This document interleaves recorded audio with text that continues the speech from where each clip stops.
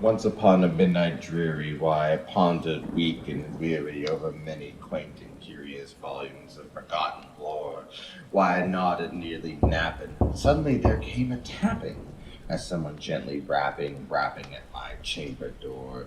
"'Tis some visitor," I muttered, tapping at my chamber door. "Only this and nothing more."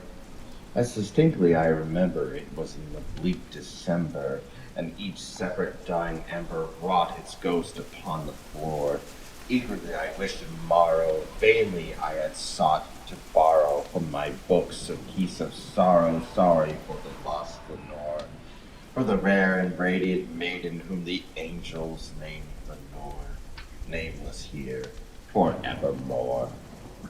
And the silken, sad, uncertain rustling of each purple curtain thrilled me with fantastic terrors never felt before. And so that now, at still the beating my heart, I stood repeating, "'Tis some visitor entertaining entrance at my chamber door. Some later visitor entertaining entrance at my chamber door. 'Tis it is, and nothing more." Presently my soul grew stronger, hesitating no longer.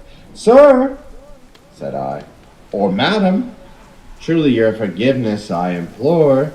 But the fact is I was napping, and so gently you came a-rapping, and so faintly you came a-tapping at my chamber door, that I scarce was sure I heard you."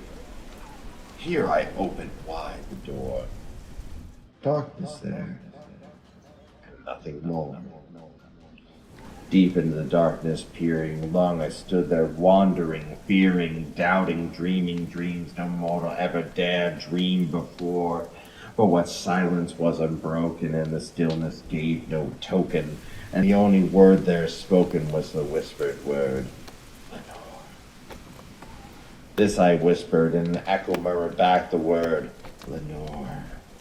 Merely this and nothing more.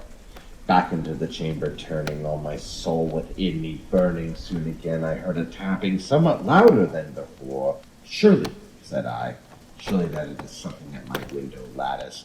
Let me see then, when the thread is, and the mystery explore. Let my heart be still a moment, and this mystery explore. 'Tis the wind and nothing more."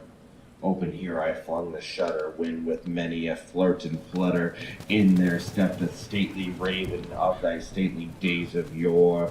Not the least obedience made he, not a minute stopped or stayed he, but with mine of lord or lady perched above my chamber door, perched upon the bust of Pallas just above my chamber door, perched and sat, and nothing more.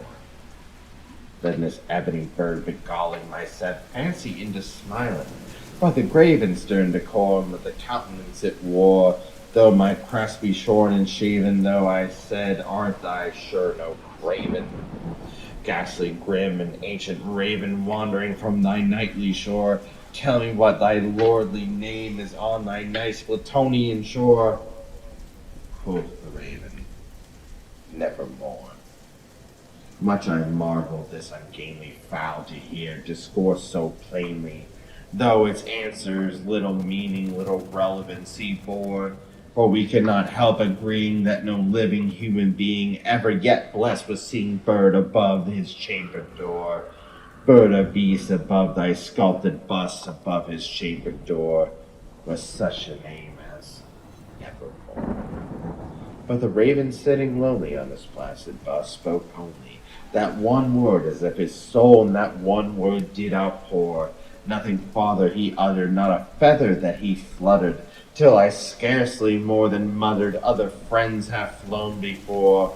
On the morrow he will leave me, as my hopes have flown before." Then the bird said, "Nevermore."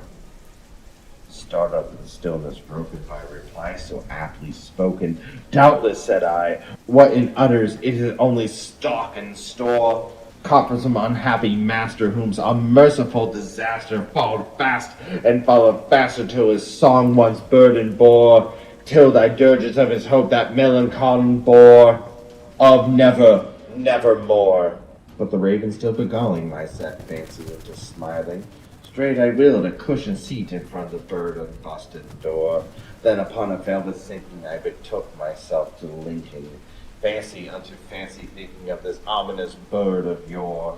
What's this grim, ungainly, ghastly, gaunt, and ominous bird of yore, meant in croaking nevermore? Then I sat engaging, guessing, but no syllable expressing to the fowl whose fiery eyes now burdened upon thy bosom's core. This and more I sat divining, with my head at ease reclining on the cushion's velvet lining on the lamp's light gloated o'er, but whose velvet lining with lamplight glowing o'er she shall press, nevermore. Then methought the air grew denser, perfume from an unknown censer, swung by seraphim whose footfalls tinkled upon thy truffled floor.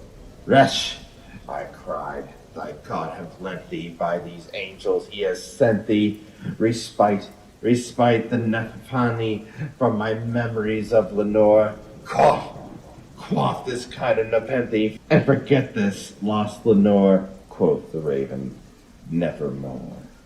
Prophet, said I, thing of evil, prophet still a bird or devil, what tempter set, or whether tempest tossed thee here ashore, desolate ye all undaunted on that desert land enchanted, on this home by horror haunted. Tell me truly, I implore, is there balm of Gilead? Tell me, I implore. Quoth the raven, nevermore. Prophet, said I, thing of evil, prophet said a bird, a devil, by thy heaven that bends above us, by that God we both adore, tell the soul with sorrow laden with distant Aden, it shall clasp the Satan maiden with the angels named Lenore, clasp a rare and radiant maiden whose angels named Lenore. Quoth the raven, nevermore. Be thy word of sign or parting, bird or friend, I shriek upstarting. Get thy beak of the tempest of night's Platonian shore. Leave no bent plume as tokens of that lie half unspoken. Leave the words unbroken. Quit the bust above my door. Take thy beak from out my heart, and take thy form from off my door. Quoth the raven, nevermore, nevermore. The raven, never flitting, still is sitting on the pallid bust palace just above my chamber door, and his eyes have all the seeming of a demon that is dreaming, and the lamplight o'er has steaming throws his shadow on the floor, and my soul from out thy shadow that lies floating on the floor shall be lifted evermore.